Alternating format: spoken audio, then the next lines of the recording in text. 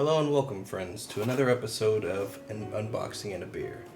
Today we're going to take a look at the PlayStation 5, and I'm drinking the Scorpion Bowl IPA. I have no idea why this is printed upside down. I'm not sure if that's on purpose or not, but it looks pretty dumb to me. Let's get started.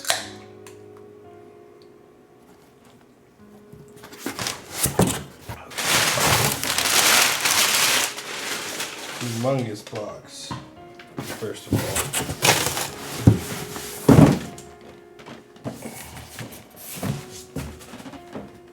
Let's get this out of the way. You can have that one, Oreo. Okay.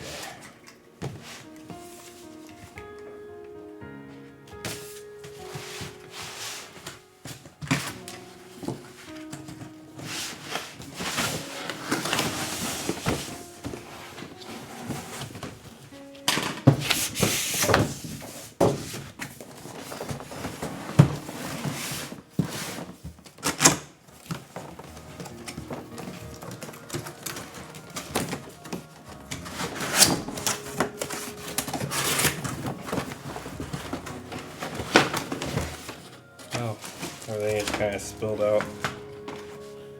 Cord, controller.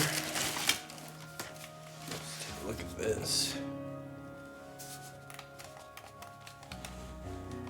Very nice. Looks like they upgraded to the USB-C. I like this part right here. It like just ends on like a solid side right there instead of being like a gradual nub like they used to be. That's kind of cool. Alright.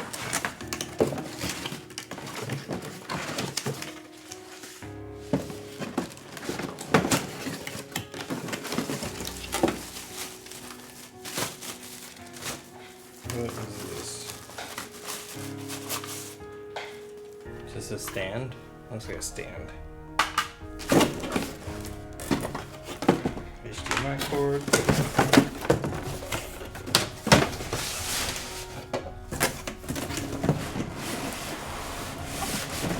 Oh, there we go. This thing is huge.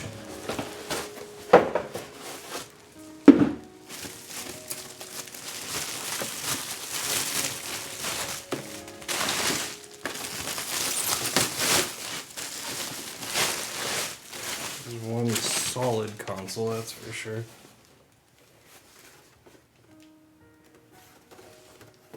It's very, very large.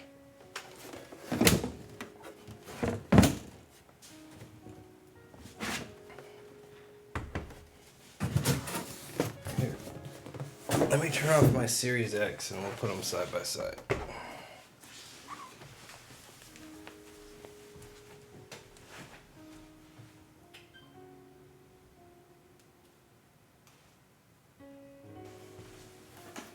Okay. That is like way bigger. I wish I had the Series X to show how big they are compared to each other.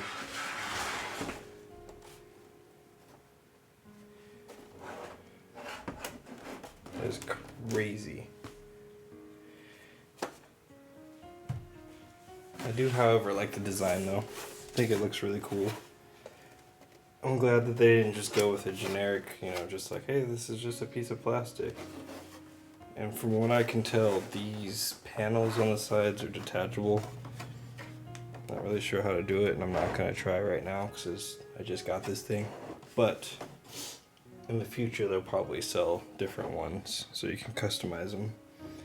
They actually had a lawsuit with a small company that was trying to do that, so that even lends more credence to that theory.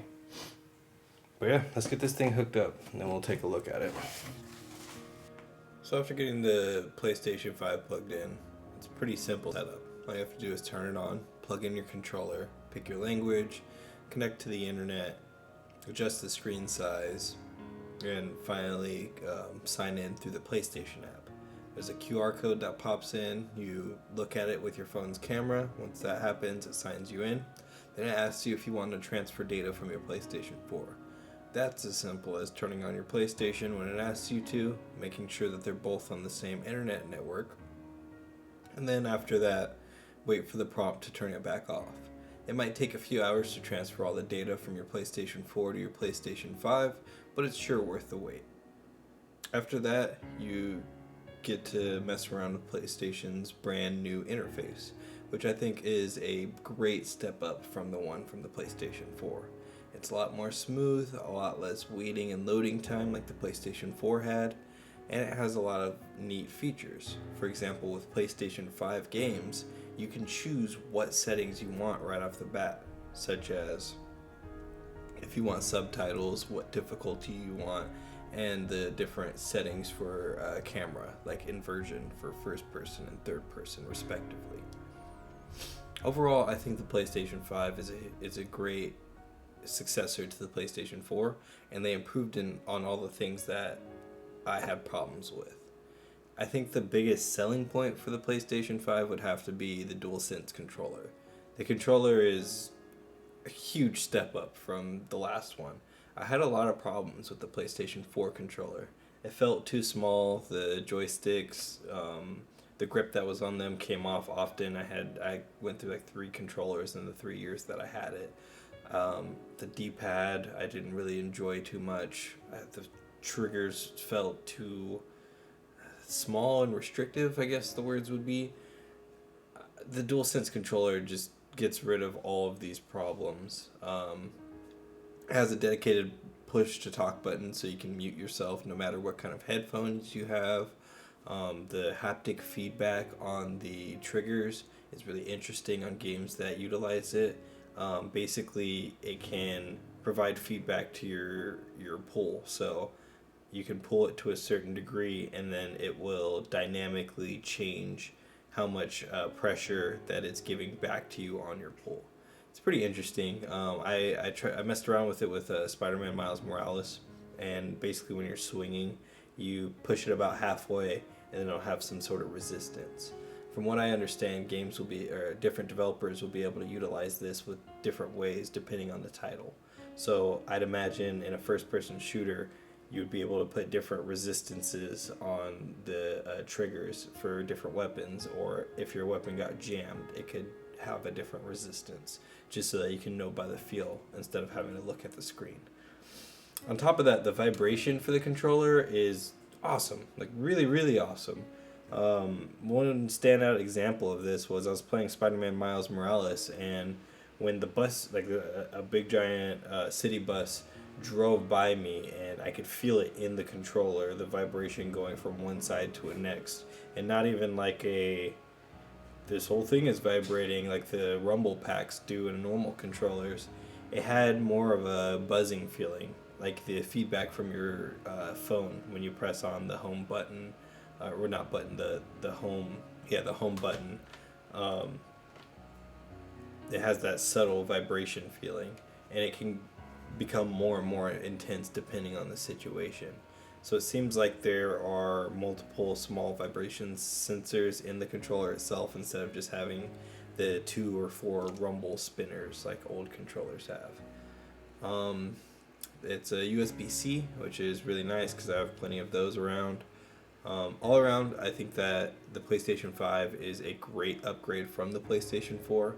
And if you're like me and really hated the user interface and the actual setup of the software side of the PlayStation 4, the PlayStation 5 is a great pick.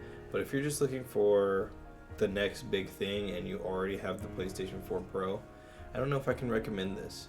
The PlayStation 5 DualSense controller might be a tipping point for deciding on whether or not to get it, because it does feel great, but it's up to the developers to use all the extra stuff like the unique vibration and the haptic feedback in the triggers. So while it is a great controller, it really depends on what games you play, and since there's not very many PlayStation 5 exclusive titles out, there's not very many opportunities to try out this technology. but from what I've used it for so far, it's really great. But yeah, I think that the PlayStation 5 is a great system. If you have no PlayStation at all, it's a great time to grab one because if you have PlayStation Plus, you can just jump right in and grab several PlayStation exclusive titles and learn what it's all about to try out those titles. I think that if you do have a PlayStation, you might want to wait until there's a bigger reason to jump over, because faster load times and a newer controller might not be huge selling points for everyone. The only negative I could say about the console is the Blu-ray drive is a little loud, but that's kind of a given. I don't think that there's much that they can do about that. But other than that, it's a great console. I didn't really mind the size of it too much, and the controller is really, really impressive. Well, if you enjoyed this video, please like and subscribe. Other than that, until next time.